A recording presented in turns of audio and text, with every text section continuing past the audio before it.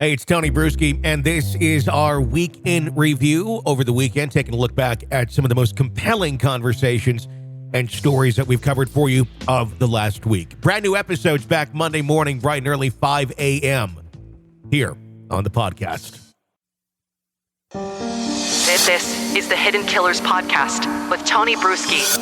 Stories of shady behavior by the Murdaughs in Hampton County didn't just start with Alec. It goes way, way back. In all this week, we're going to be taking a look at the Murdaughs and their near century of influence of the residents of Hampton County, South Carolina. To take us there, Michael DeWitt Jr., award-winning editor of the 144-year-old Hampton County Guardian, joins us. He's also authoring the book Fall of the House of Murdaugh, to be released later this summer. Well, I've born and raised here. My family's been here for as long as we can trace it, and I've been the reporter and editor for the local newspaper here for almost 20 years. Okay. Tell me. Go ahead. Got to know this community. Mm-hmm. How would you describe the community, as a whole? When somebody asks, what's life like where you're from? How do you describe it? Hampton County's a very small, quiet place. The growth that you see, in Jasper County and Beaufort County and over by the coast has avoided us. We're kind of been known as more or less a bedroom community. People live here, but they go elsewhere for work and opportunities, and it's a shrinking town. The younger generation, finishes school and goes elsewhere for better opportunities.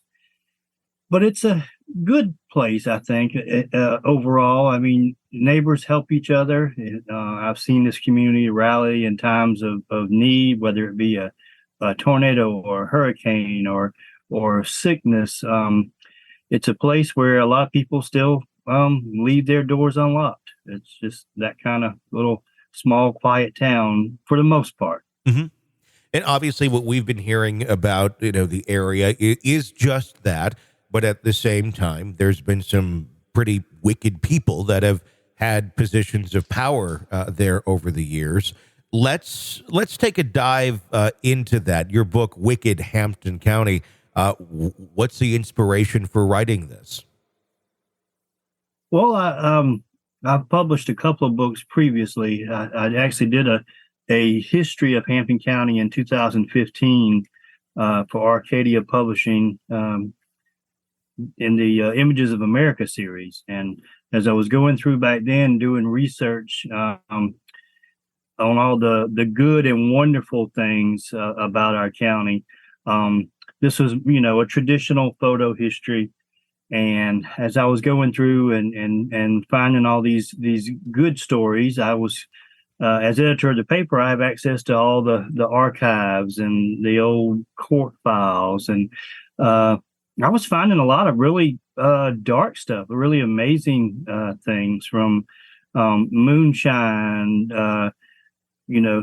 bootleggers to lynch mobs to the Klan, you name it. Our county, just like every other county, had its good and its bad, but that wasn't the kind of book I was doing back then. So I put all of this dark history in a file for a rainy day, and I said I was going to come back later, and it was going to be loosely titled "The Dark History of Hampton County." And when the Murdaugh crime saga happened, I was approached by another major publishing house about doing a history of the Murdaugh legal dynasty. And I said, well, I've already got this book that's started. Let me go ahead and finish this. And, kind of with the same research effort and the same writing effort, let me go ahead and knock out both of these books. So, because the Murdaugh history is Hampton County's history. Everywhere you go, there's a criminal in Hampton County. It was a Murdaugh who put him away. So in the space of 14 months, I wrote Wicked Hampton County, which is out now. And I wrote Fall of the House of Murdaugh, which will be out late summer, early fall. Let's talk about how far that dynasty goes back when you're researching and tracing this back. Where does it all begin with the Murdaughs being in a place of power in Hampton County? Well, the Murdaughs have always had a legendary mystique about them, and we touched on that in our very first episode of. I'm now the co-host of a new historical true crime podcast called The Wicked South podcast, and we touched on that in our very first episode last week. They've always had a legendary mystique, and a lot of it is of their own making, but it goes back to the Civil War. I mean, whether their claims are true or not, it's up for debate, but they claim to be, descended from Civil War heroes, and their ancestors were one ancestor in particular, J.P. Morgan the second, I believe it was, J.P. Murdaugh the second. Claimed to be right there when Robert E. Lee surrendered to General Grant, and he was wounded in battle, and that may be true enough. They also claim kinship to Jefferson Davis, the president of the Confederacy, and that part I think is up for debate. Genealogists have found different things when they dig into that claim. But that Murdaugh mystique, that Murdaugh legend begins with the fall of the Civil War, and it just kind of gets built upon over 100 years. During that time, were they in law at that moment? Has this always been a family of attorneys, or what sort of positions did this begin in? J.P. Murdaugh II had two sons, and one of them was Randolph Murdaugh Sr.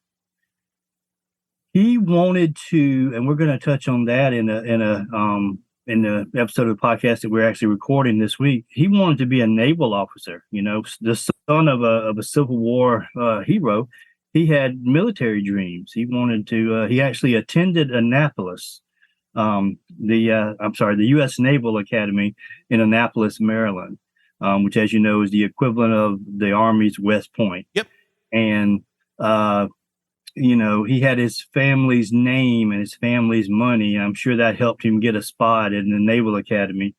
But he was dismissed for health problems. He was disqualified from military service because of health problems. So he settled for a career in the law. I imagine he, had big dreams of, maybe commanding a battleship in great battles. Well, he settled for returning to Columbia, South Carolina. Well, the family lived here, but he went to school at USC, University of South Carolina. They have a law school, and he graduated there in 1910 and returned to Hampton and almost immediately opened up his own private practice. It was a one-man kind of personal injury general practice law firm. And by all accounts, he was a very ambitious young man. I mean, if you look at the, newspaper articles of the day don't contain a lot of quotes, so you can't really learn much about his personality through direct quotes. Mm-hmm. But he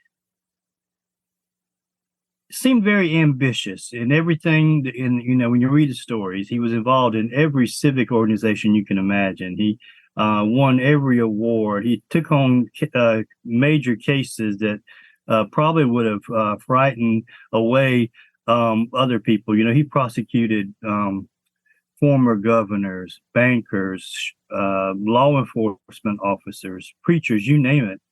And he was just very ambitious. So 10 years of private practice, he ran for the elected office of 14th Circuit Solicitor. So 1910, he opens a law firm. 1920, he runs for solicitor, which is the chief prosecutor for this area. And it's a 5-county circuit, pretty good sized circuit.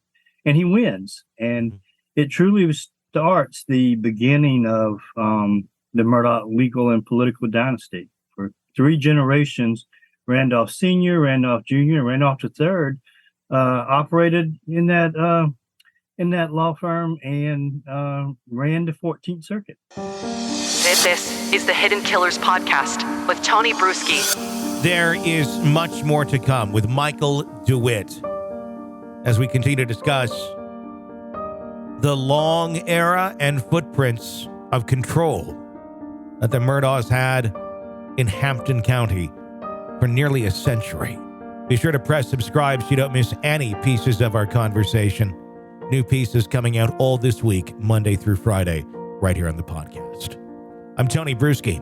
Stay with us.